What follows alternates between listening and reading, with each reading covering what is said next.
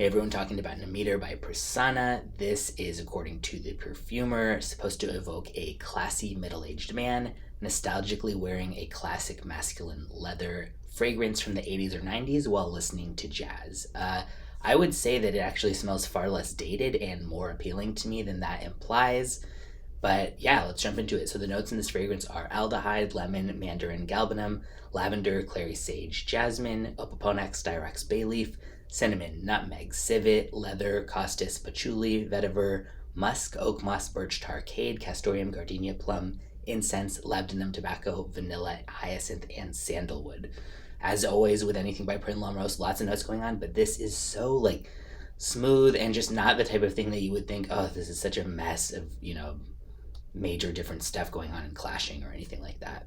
So yeah, leather, aldehydes, tobacco, smoke, woods, florals, but the florals are in a very smooth way. And this is very masculine leaning overall. It's not feminine leaning at all. It's also animalic, green. It just does so many different types of accords in this really smooth, incredibly well blended way. To me, it smells like both classy and sophisticated, but also badass at the same time, which it's really fun to get those kind of combinations, because sometimes when something to me smells too much in the stereotypically classy direction, it can also feel a bit stuffy and only goes with kind of certain people, and it can be harder to pull off depending on what you're wearing and all that kind of stuff.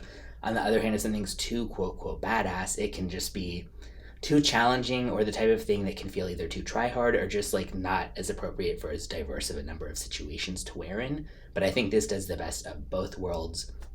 It's reminiscent of a more niche smelling take on a masculine Chanel fragrance, more like the older school kind. But again, I don't think this smells dated just to say it's not oh, this smells like Allure Homme Sport or something like that. But yeah, I think it's also cool it was inspired by a Haruki Murakami story called Thailand, so just icing on the cake. I love that author. Just excellent all around.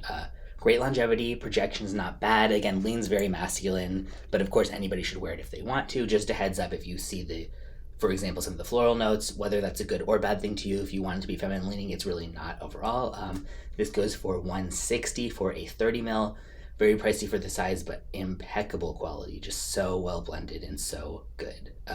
I think that if someone wasn't into niche and hadn't smelled that many, they might not be as big a fan of this. It could be a little bit weirder to get used to or something, but yeah, just really, really nice. I'll put a link in the description where you can get a bottle or sample if you want to check it out.